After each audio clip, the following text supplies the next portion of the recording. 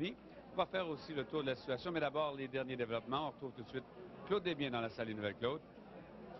Merci bien, Michel-Jean. Eh bien, la situation commence à s'améliorer dans certaines des régions touchées par la tempête de verglas. Plus de la moitié des foyers qui étaient privés d'électricité en fin de semaine sont maintenant rebranchés. C'est une bonne nouvelle. Au Québec, on a pu raccorder l'équivalent de 300 000 foyers. Le plus récent bilan de Hydro-Québec fait état de 655 000 abonnés sans électricité.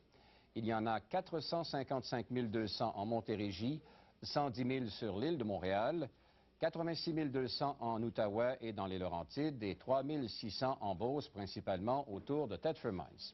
Maintenant, en Ontario, 80 000 foyers attendent toujours d'être rebranchés. Au Nouveau-Brunswick, ils sont 4 000 et en Nouvelle-Écosse, près de 2 000, selon le Centre des mesures d'urgence. Les routes maintenant.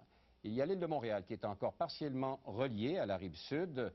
Le pont Jacques-Cartier et le pont Victoria sont toujours fermés à la circulation, mais on a rouvert le pont Mercier dans les deux directions ce matin. La plupart des grandes entreprises et les édifices à bureaux du centre-ville ont répondu à l'appel lancé par Hydro-Québec en demandant à leurs employés de rester à la maison. Le nombre de sinistrés dans les centres d'hébergement a légèrement diminué cette nuit. C'est le résultat, évidemment, des rebranchements. Certains ont aussi répondu à l'appel du premier ministre Lucien Bouchard, qui voulait que les personnes touchées trouvent un gîte chez des parents ou des amis.